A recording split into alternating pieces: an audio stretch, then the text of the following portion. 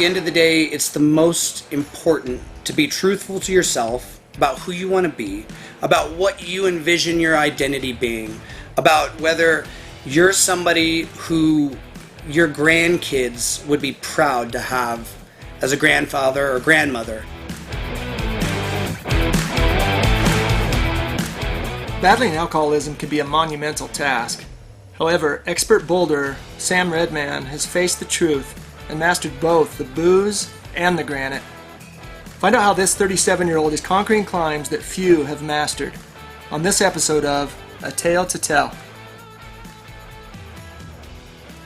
All right, I'd like to welcome Sam Redman to the podcast today. How are you doing, Sam? I'm doing great. Thanks for having me on. Yeah, thanks for being here. And so you are a boulderer or a rock climber. What is the proper term?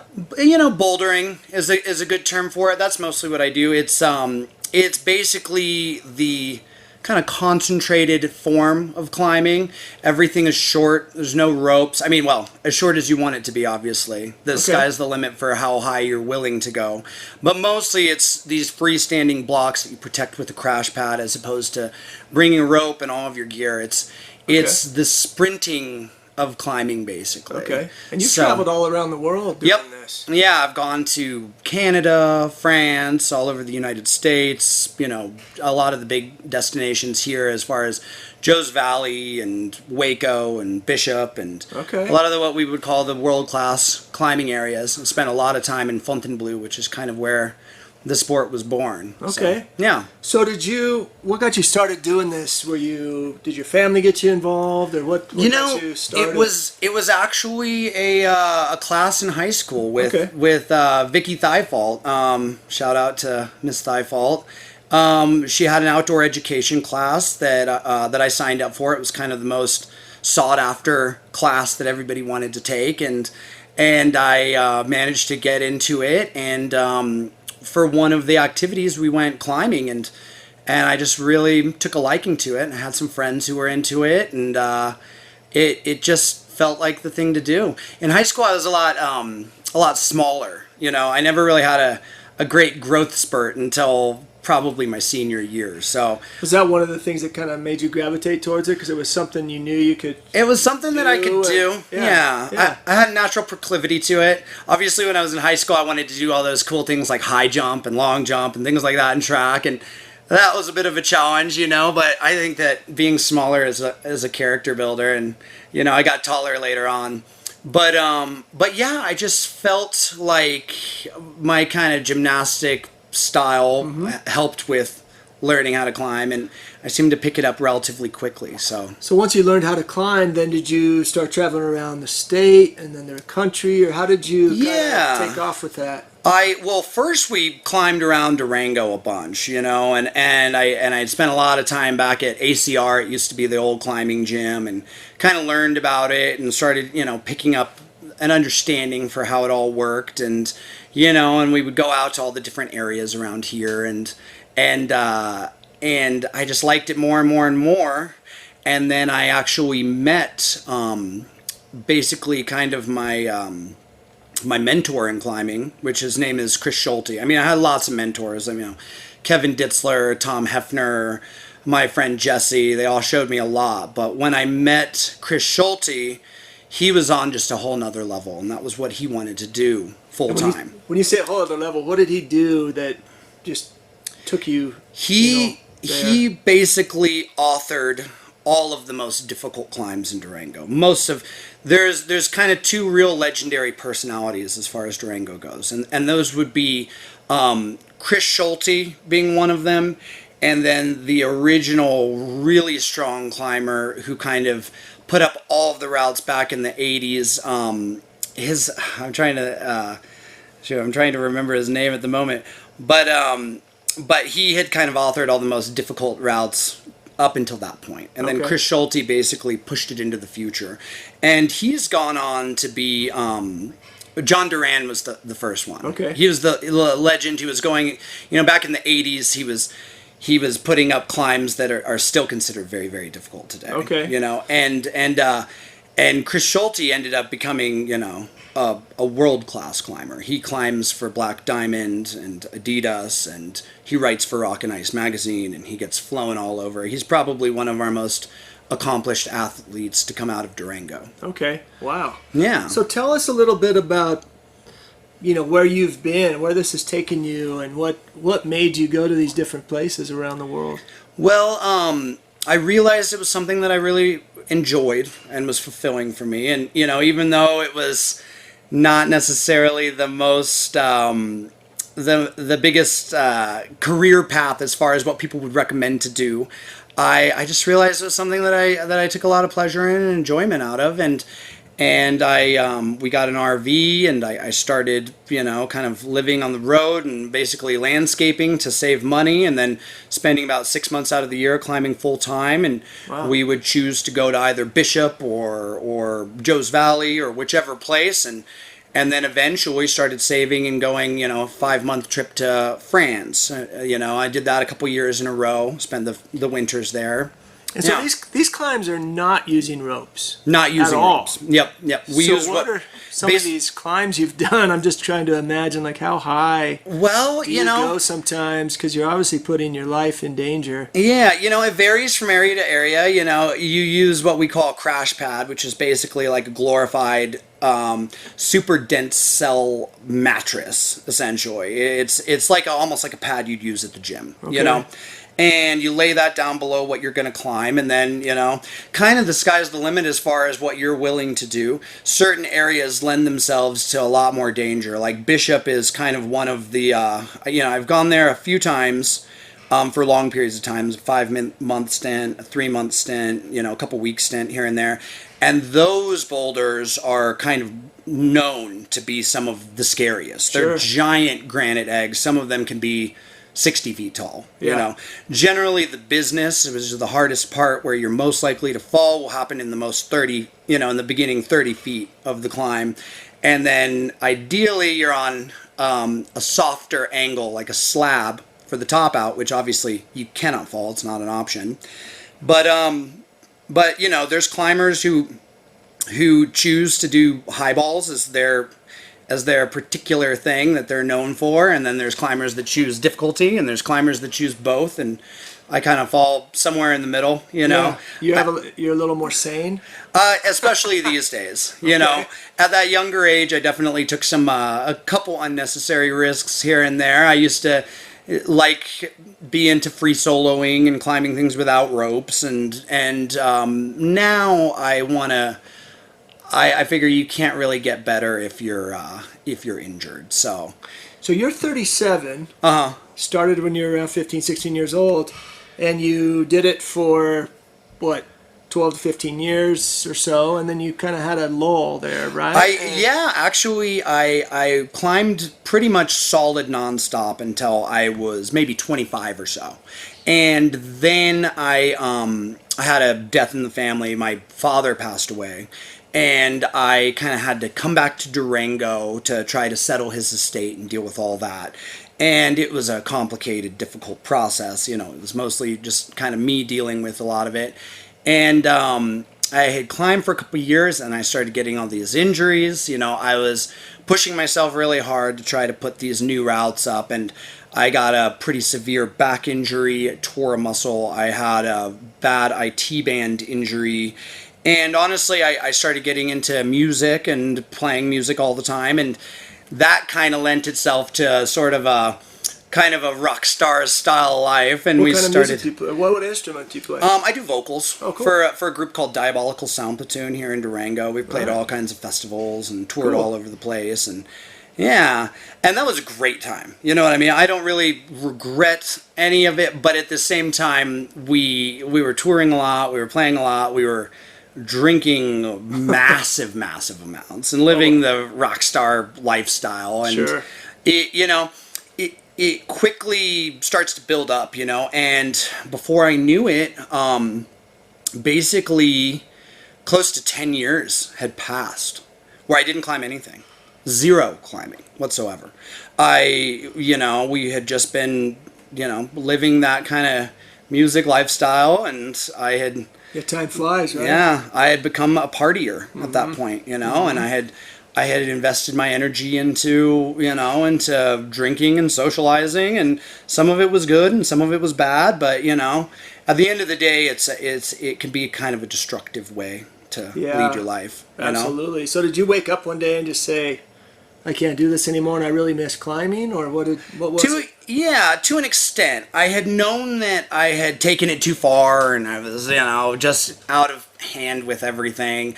And I had kind of stopped drinking for a month or two here and there, and then I had my kind of my proverbial like rock bottom moment, I suppose, even though there were moments that were worse than that. The rock bottom moment's never always the full rock bottom. You know what I mean? It's just whatever wakes you up. Sure. And in this particular case, it is, we had Taste of Durango had happened, and we went around and drank a bunch. We hardly ate anything, even though it's called Taste of Durango.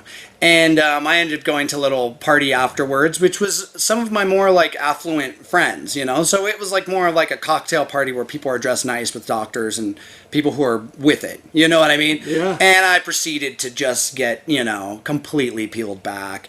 And I think at one point I stumbled and smashed my face on the ground and boy. shattered my glasses. And at the time, the glasses were a big deal for me because I actually didn't get them until I was 33. The eye doctor said that I had the worst vision he'd ever seen as far as not having not having double the legally blind limit to drive. He was horrified that I was even on the road with his family and friends. You know what I mean? So I kind of in that moment kind of blinded myself. I'd broken this thing that I had treasured. The ability to see, to be able to see like leaves on the trees or stars in the sky, or to read subtitles on a movie, or you know what I mean? Sure. And this thing that I had kind of marveled at when I got them was kind of gone. And I kept thinking to myself, like, you've blinded yourself, like, what have you done? Like, what are you doing with yourself? You've spent so much time, like, destroying yourself, So I kind of carried those broken glasses around for a little while, just as kind of a reminder. Sure. Yeah, and there was the interim time of waiting for the other ones to come in. I just kind of kept reminding myself, and I just decided that, Hopefully you weren't that was driving. it. Yeah, no, yeah. And I decided that was kind of it for me. That I wasn't going to drink anymore, which was a challenge at first. But something that a lot of people I don't think realize with that type of lifestyle is a lot of these different types of self-help things or all these things they talk about it being like the easy path or you're doing nothing. But in reality, it's a ton of work. You know what I mean? Like living that way and being an alcoholic is hard on you. It's expensive. It takes a ton of time. It's exhausting. It's physically brutal to do it. You know what I mean? So, coming to that realization that you are putting the work in when you do that, I think is kind of important. You know what I mean? To understand that Good way to look at it. it's not doing nothing. It's doing a lot, and it's tiring and it's hard on you, just the way that anything can be tiring and hard on you. Yeah, it's brutally expensive. And that was a big part of it too, is I think that I took the money that I would have spent on alcohol and I set up a weekly budget, and then I knew that money was expendable before for the last 10 years.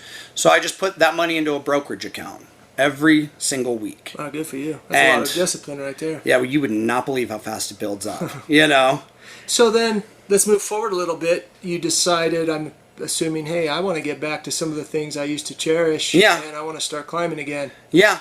So the first step was, basically, obviously making the decision that instead of destroying myself and whatever secret underlying self-hatred that I had before, that I needed to maybe work on doing something creative, creating myself, you know what I mean? And so I really dug into fixing my injuries, 100%. I mean, I started doing physical therapy constantly. Preventative physical therapy for injuries that I had forgotten that I even had. Tons of back physical therapy. Going into the rec center. Walking against the current. Doing, really trying to just start at the very beginning and take a really, really humble approach, which is difficult because I used to be this athlete, you know what I mean? I used to be this full-time competitive climber. I was climbing, putting things up in Durango and You're pushing. tearing everything back down, starting with the foundation. Exactly, exactly. So yeah, I started going to that. I started going to like water aerobics classes, and basically me and a bunch of 70-year-olds hanging out at the rec center. You know what I mean? And I just took that slice of humble pie and started doing that, and then so it had been a little while that I had not been drinking, and my brother had gotten into climbing. And he started saying, "Oh, come to the climbing gym with me." And there was an ego thing there because I knew that when I got back, I wouldn't be able to do anything. Sure. In your mind, you had already conquered all these little things at the gym, but now you gotta start over again. Exactly. Like learning how to walk. Yeah, and that was scary. It's always scary to fail or to not be good at something, especially if it's something that you were good at previously, But I just said, whatever, I'm going to go do it and just have fun and see what it's like, So I started getting back into it and I just said, I'm not going to get an injury. I'm going to just start slow. I had been listening to this interview. I can't remember but it's a guy who trains MMA fighters. It was something on like one of the Joe Rogan podcasts or something. Mm-hmm. But he had basically talked about this flow training where you're doing everything based purely on how your body feels, based purely on like your technique and your execution, but you're not pushing it to the breaking point, which was kind of unusual for me because previously I had always pushed everything. Challenge yourself to limits. Exactly. And I always injured myself all the time and had just like gaping finger do wounds. More, right? Exactly. That's what my attitude was, And in this approach, I just said, just go little at a time, always feel good, never feel sore, but continue to do it constantly. Always making progress. Exactly. His philosophy was when he trains his fighters, let's say you have your max amount of push-ups you can do is 20, right? Then you don't do 20 push-ups because then the next day you're sore and you have to rest. So you instead do 15 push-ups, but you're doing them every single day. So, over the span of time, you've done 30 push-ups in 2 days, as opposed to 20 push-ups in 2 days with the rest. You know what I mean? Yeah. So you're increasing your overall volume. His fighters were rolling almost every single day of the week. You know what I mean? And failure. Over the span of time, they ended up having more time on the mat than their competitors. And less injuries, less burnout. And just better overall for your body when you're not spending all that time recovering. Absolutely. So how long did you spend in this, so to speak, flow training, and then how long did it take you to get back on the rocks? Technically, rocks. I'm still kind of doing the flow training to an extent, but it was, it's about a year or so that I was kind of spending in the gym doing all these little things. I decided I'm going to start at the easiest level. Even though previously I had been climbing these what we would call double-digit problems. Basically, in climbing, there's a difficulty scale, and it goes from V0 to currently V17 is the record, the world record of hardest. And so I started at the very, very beginning, the very easiest things. And how high had you, excuse me for interrupting you, how high had you been at your best previously? How high had you been on that V scale? I had been right around V11, V12, it goes up to 17. Wow. Yeah, which in Durango, and then at that time when I had been at that level, it didn't go to V17. Okay. V14 was the very hardest. So you were right at the top of the game. Yeah, yeah. And I had put up one of the most difficult climbs in Durango. It was Al Montana is what it's called. It's named after my father who'd passed away. And that was his alias when he had fake passports made. We could go into that later. That's a whole other story. But so it was a big starting at the very, very beginning. And that is humbling. Yeah, so I would just write down every single climb, everything in the gym, every single thing, and I would just start at the very bottom, and then do every single one of those V0s, and then do every single one of those V1s, and then every single one of those V2s, and if I got to one that was not that hard, but I couldn't do it, I forced myself to do it. I forced myself to relearn that technique, relearn that style, relearn everything. Good for you. And wow. it was difficult, But I was climbing with my brother all the time, and I just started slowly coming back. You know what I mean? And then all of a sudden, I started being able to do these these harder and harder things. And then we started going outside, and that was obviously a humbling experience because I was falling off things that I used to warm up on, you know? But after about a year and a half, it started to click, you know? There's a really famous saying, and I don't know if James Clear actually wrote the saying, but it's basically the concept of you're in a room with an ice cube, and that ice cube is frozen. You know what I mean? And as you raise the temperature in the room, you notice zero difference. The only time you notice the difference is at 32 degrees when the ice cube melts. But it's still just as important for there to be that difference between 32 and 33 degrees as 25 and 26 degrees. It's just, it doesn't feel like it. It's not an instant reward, you know? Sure. So for me, just that consistency and that discipline started to build up. And then I started saying, you know, well, what if I could be as strong as I was, you know? And of course I had one of my friends he was always rational thinker, and he didn't want me to be disappointed. So he said, "You're 37 now. There is no way." It's not you know possible, what I mean? Sir. It is not physically possible.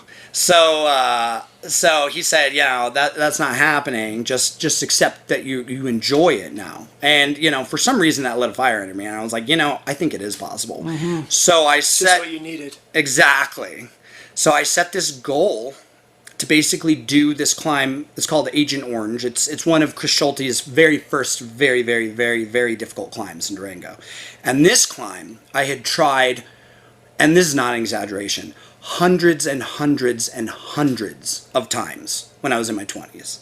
Hundreds of times, days and days and days, weeks. I'd suffered injuries. I'd gotten flappers. I'd tore my fingers to shreds. I had literally gotten long-term. That's probably where the IT band injury came from. I had spent years of my life trying to do this thing.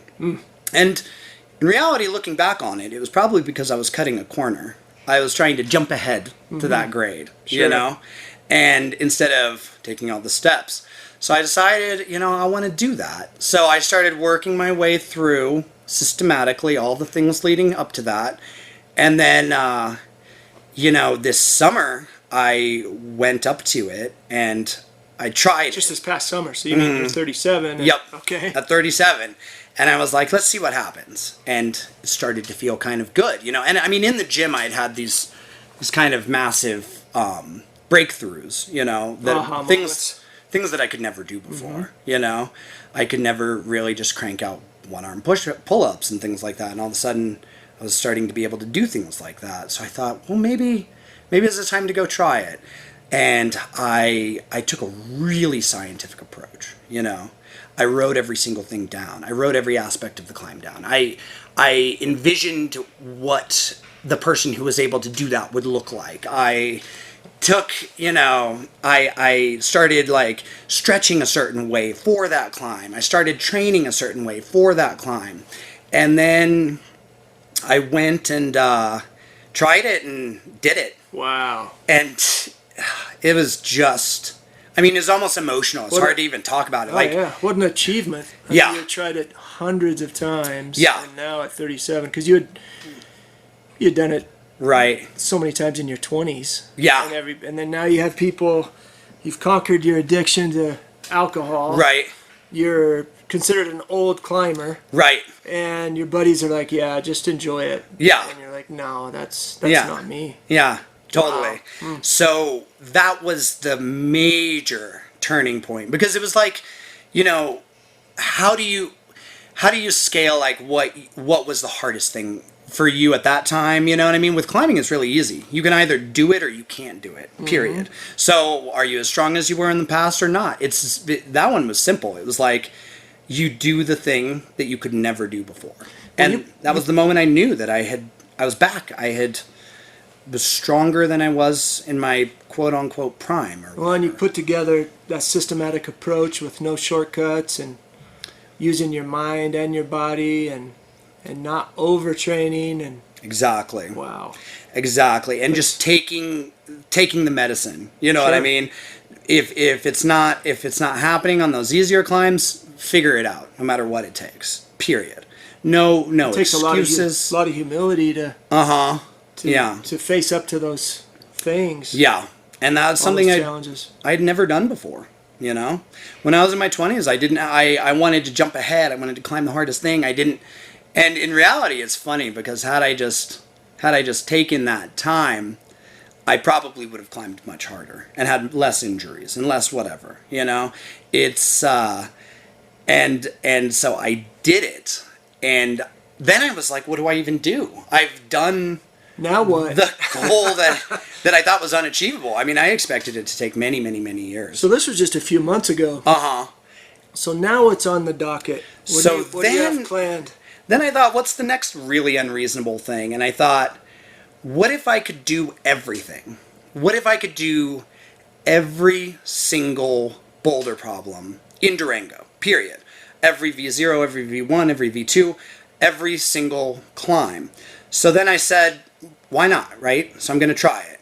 And things that I could never even touch before just started falling together. All of a sudden I was walking up and just finishing things. You know what I mean? You conquered one of your dragons, so Yeah. why not conquer more? Exactly. So I went and I did basically all of the V11s in Durango. Another one of the possible V12s. I have now narrowed it down to about 5 of the double-digit really difficult ones that are left. And weirdly, this summer I climbed more difficult climbs than in the entire climbing career that I had previously. That includes going to Canada, France, Waco Tanks, Bishop, spending years and years of my life. I climbed more difficult climbs just this summer than all of that time combined. And it was that ice cube thing. It was the aggregation of minor gains leading up to, building a foundation, like you said, and it has just been a trip. So the new goal basically is to, one, accomplish every single thing. And those are all Chris Schulte's problems. So those are the really hard ones, right? And then the goal after that will be to author new climbs in Durango that have never been done by anybody. And we have no idea how difficult they are, and we have no idea if some of them are even possible or not. And, because that's how you kind of add to the legacy. That's how you push it forward, So I got to ask you a personal question. Yeah. How long have you been sober? Let's see. It would have been Taste of Durango almost 3 years ago. So about 2.5, 3 years or so. Good for you. Yeah. Congratulations. Yeah. That's a monumental achievement. Yeah. Yeah. And arguably, you wouldn't have done what you did this summer and beyond. You wouldn't have. There would have been no way. If you hadn't broken your glasses at a party and really kind of looked inside and totally and started over, so yeah. to speak. Yep. That was a big thing, is the thing about getting sober that's interesting, and I think that like a lot of programs are really great and they help people, but it's a struggle to find your new identity. You all of a sudden are hanging out with new people. You're not doing this go-to activity anymore. You know what I mean? And I think that a lot of people will quit, and it gives them a feeling of accomplishment for a little while, but then there's that crushing like, oh no, what do I do now? It's not enough just to not do something. You have to also do things. You know what I mean? You've got to have an alternative. Exactly. So, and if your entire identity is just something that you don't do, then what are you? I tell people that with food. If you're addicted to potato chips, absolutely, probably shouldn't have them in your house. You need to have something else to snack on. Right. Yeah. Maybe some healthy vegetables or something else. But exactly. And that's the way it is with everything. You need to create a resistance to doing the things that are bad. You know what I mean? If you watch too much TV, make it harder to do that. If I've been reading this great book, that Atomic Habits book, which I think is excellent, and it's a lot of information that a lot of people just naturally do, but some people don't. And the negative habits also increase over time. The positive habits can, but you need to make it harder to do the negative things and easier to do the positive things, essentially. And when you get that momentum going, right? Exactly. I mean, with you, I'm assuming, get away from liquor for, a week. And in the midst of that feeling better and sleeping better and starting Exactly. to see improvements in your climbing. Right. Just gives you that much more fuel Oh, yeah. to keep going that route and not go backwards. Absolutely. And it slowly builds up. I mean, now I train probably 20 to 25 hours a week, you Wow, know? that's a lot. So it's insane, you know? I mean, obviously that schedule slowly happens, but when you really think about all the time that you're not spending at the bar, you've opened up this new realm of time, you know? And to have that perspective, Yeah, yeah. truly look inside and acknowledge and Yeah. know that you're saving time, saving money, being productive, Right. being healthy. Totally. Feeling mentally better, feeling, you know, it really goes to everything, you know. People always separate your brain and your physicality, you know. They say smarter versus stronger, but your brain is an organ. You know what I mean? Your brain is part of your body. And it's just like your muscles. It controls you know? everything. Yeah, and how effective your body is also affects how your brain functions, you know? And that's just scientific fact, you know? So, you know, and that whole concept of the flow training, it doesn't mean that you don't push it to an extent. It just means that you always shift gears. If you're lifting weights too much and you're starting to feel sore, you switch to stretching. If you've been doing that too much and your arms start to feel rattly, like you're going to injure yourself, and you switch to swimming. If you're, you know, there's always something to work on, you know? I've seen it for a long, long time, and with myself included, but with weight training, it's easy, maybe especially for men, to, I'm going to push the limit. I know I can do that Right. a little heavier, when the reality is, especially when we're looking at strength training, to use progressive overload and just minimal amounts of change over time. Exactly. I mean, the old school guys, you know, pre-steroid era and stuff, that were strong as oxes, Right. even if they weren't that big, that's all relative, but they got just incredibly strong by only increasing a fraction Right. every week. Exactly. But you just, you know, it's kind of like the whole Milo of Crete story. Yeah. Whether it's true or not, but the boy that would lift the calf Right. until he became a man, and then he was lifting a cow. Oh, I love each, that. They each grew a little bit Yeah. every day, every week. Right. And you didn't notice those small incremental changes. Right.